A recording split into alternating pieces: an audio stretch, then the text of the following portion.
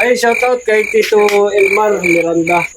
Isa sa mga batik na nagawa ng costume ng Moryon. Kung nais ninyo na magpagawa, habol o kaya humabol pa, ayan, available pa si Tito. Tito, okay pa ba magpagawa? Okay po. Hanggang kailan po ang pwede? Deadline. Siguro mga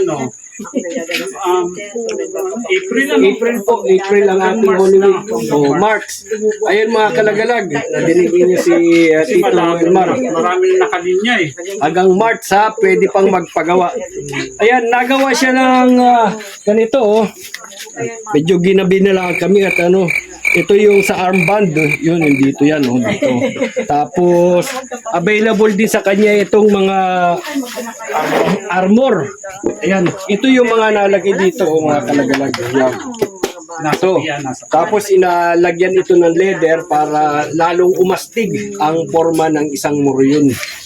Then, sandals. Ayan.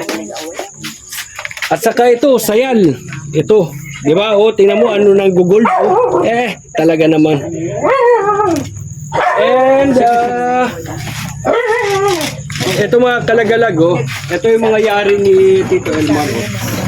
Dito yung nalagay. Ayan. Ito yung natawag na sayal. Sandals natin ito. Ito, pambabae ito. Oh. Diba, astig.